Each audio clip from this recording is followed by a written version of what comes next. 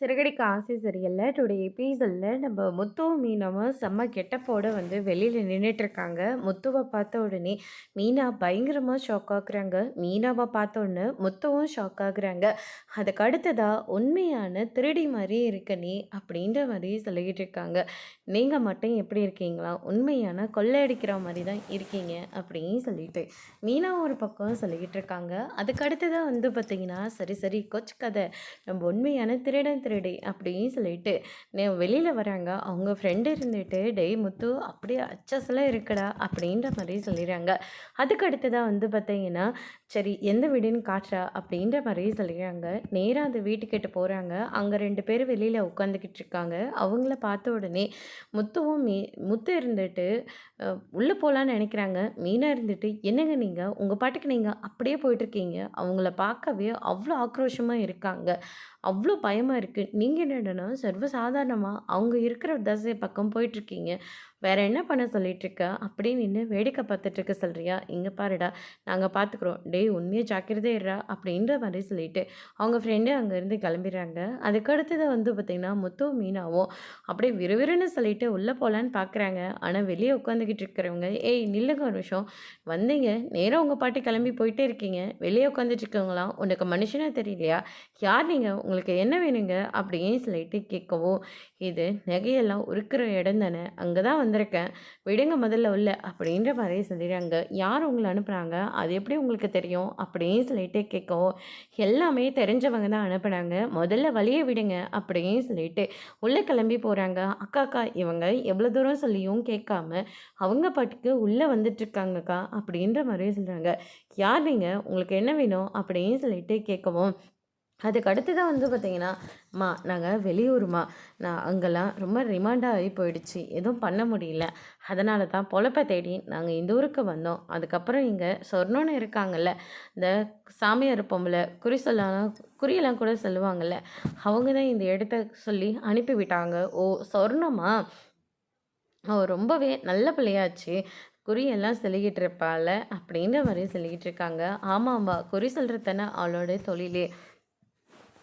பத்தாததுக்கு இப்போ நகையெல்லாம் வேற அடிச்சு எடுத்துகிட்டு வருவா. இன்னும் கொஞ்ச நேரத்தில் ஏதோ கோயிலில் தாலி செயின் அடித்தாலாம், அதை எடுத்துகிட்டு வரதா சொல்லி ஃபோன் பண்ணா." அப்படின்ற மாதிரி சொல்லிடுறாங்க. அதுக்கு அடுத்ததாக பார்த்தீங்கன்னா, "ஆமாம்மா இங்கே வரதா எங்ககிட்டயும் தான் சொன்னாங்க." அப்படின்னு சொல்லிட்டு முத்துவும் மீனா சொல்லிக்கிட்டு இருக்காங்க. "சரி அவளை எப்படி உங்களுக்கு தெரியும்? எல்லாம் ஒரே தொழில் இருக்கும். அதெல்லாம் சொல்லி தரணுமா என்ன?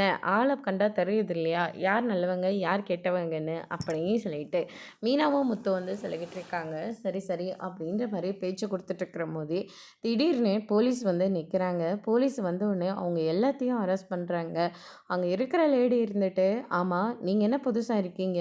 அப்படின்னு சொல்லிட்டு கேட்கவும், "ஆமாம் புதுசாக இங்கே இந்த டிபார்ட்மெண்ட்டுக்கு நான் வந்திருக்கேன். முதல்ல ஸ்டேஷனுக்கு வா, இன்ஸ்பெக்டருங்க அவர்கிட்ட நான் பேசணும். ஃபோன் பண்ணி பேசிட்டு வரா. இப்போ நேரில் தானே போகிறோம், நேரில் போய் பேசிக்கலாம். முதல்ல வா" அப்படின்னு சொல்லிட்டு ஸ்டேஷனுக்கு அடித்து இழுத்துட்டு போகிறாங்க. முத்துவும் மீனாவையும் வர சொல்கிறாங்க. "சார் சார் நாங்கள் இதெல்லாம் போட்டிருக்கிறதெல்லாம் வெறும் கெட்டப் தான் சார்.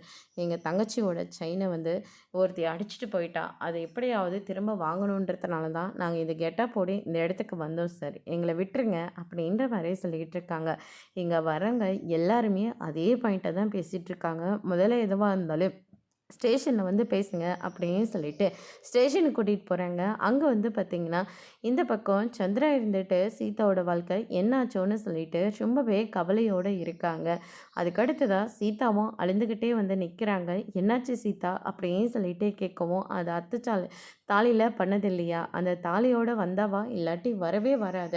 உன்னை யார் அந்த இடத்துக்கு போக சொன்னது? என்னை மதிக்காத இடத்துக்கு உன்னை யார் போக சொன்னாங்க? அங்கே போனதுனால தானே இப்போ தாலி செயினை தொலைச்சிட்டு நின்றுட்டுருக்க. அதனால் நீ தாலி செயினோட தான் வீட்டுக்கு வந்தால் வரணும், இல்லாட்டி வராத அப்படியே போயிடுன்னு துரத்தி விட்டுட்டாருமா" அப்படின்ற மாதிரி சொல்லிடுறாங்க. ஐயையோ! நான் நினச்ச மாதிரி எல்லாமே நடந்துருச்சே! இப்போ நான் என்ன தான் பண்ணுவேன்? உடனடியாக மீனாவுக்கு ஃபோன் பண்ணி விஷயத்த சொல்லு அப்படின்ற மாதிரி சொல்லிடுறாங்க.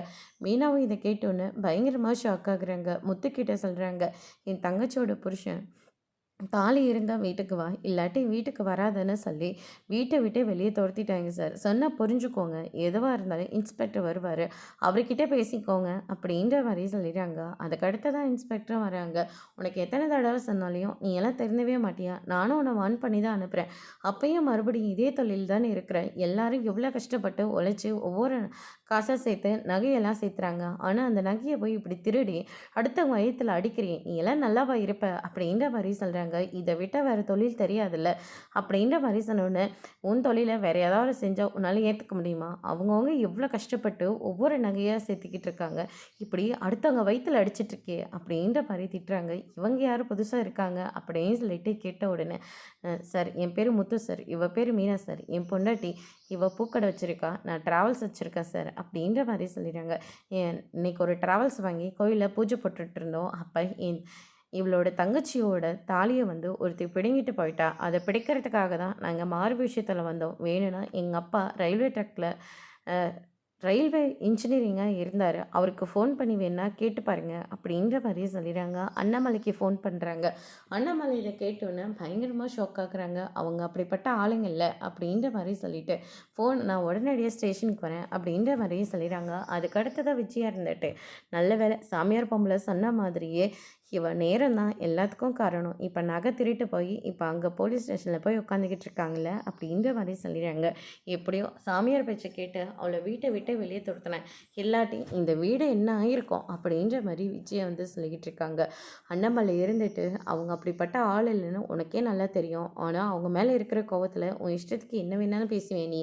அப்படின்னு சொல்லிட்டு அண்ணாமலை இருந்துட்டு ரவியும், ஸ்ருதியும் முன்னாடியே அனுப்பி வைக்கிறாங்க. அவங்களும் அவங்க எக்ஸ்பிளைன் பண்ணிட்டு இருக்காங்க. இவன் அண்ணன், இவன் அண்ணி தான்.